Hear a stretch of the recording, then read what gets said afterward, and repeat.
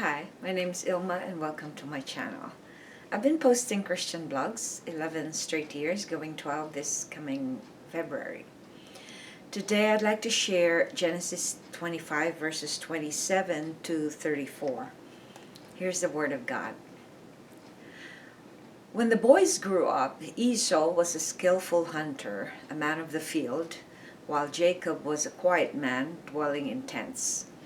Isaac loved Esau because he ate of his game, but Rebekah loved Jacob. Once when Jacob was cooking stew, Esau came in from the field and he was exhausted. And Esau said to Jacob, "Let me eat some of that red stew, for I am exhausted." Therefore his name was called Edom.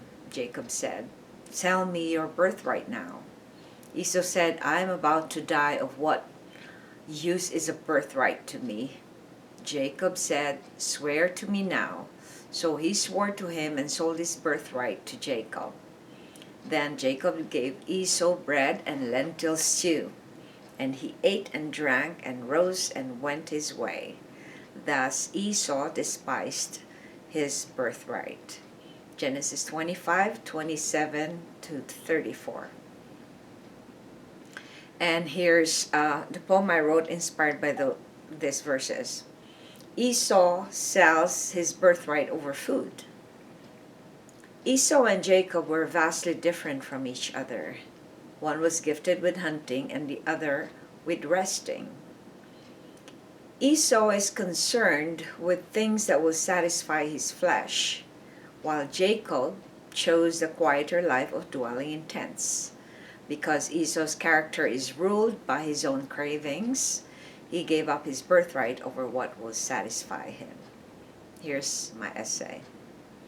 The account of the character differences between Jacob and Esau is a good warning for us all Christians to take heed of. It wasn't any of their traits that made God choose Jacob over Esau.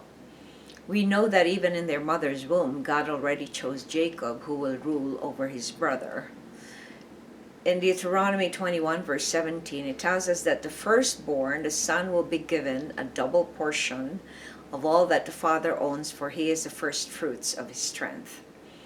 In Chronicles 5 verses 1 to 2, we similarly see how God chose Joseph, who wasn't the firstborn, as the one who will be ruling over his brothers. Isn't it interesting that God can change and divert from traditions and Jewish laws and choose whomever he prefers to have a bigger portion of blessing and favor?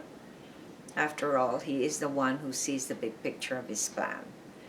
We witness here how carnal and foolish Esau was to choose food or flesh over his birthright or spirit.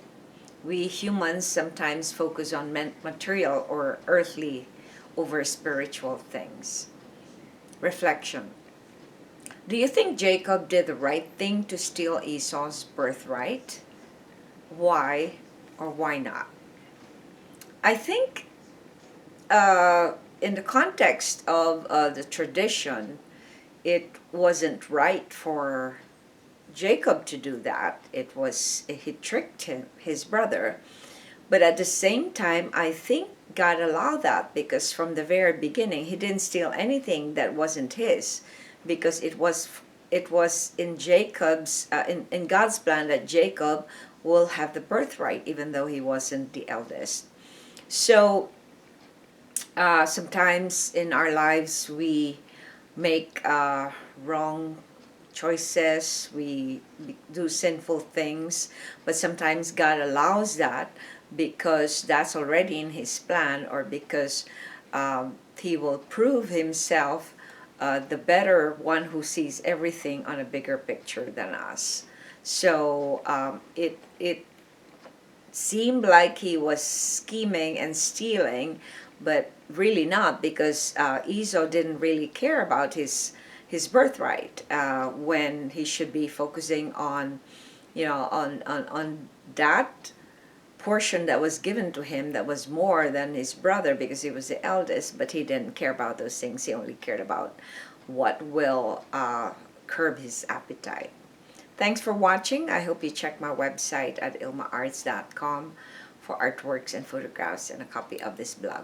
Please subscribe to my channel on YouTube so I can make more videos and give the Word of God. And if you haven't already, check over 3,000 videos I've done in the last 11 years. Just type on Google or YouTube search ILMA'S Poem Devotional. Have a wonderful day.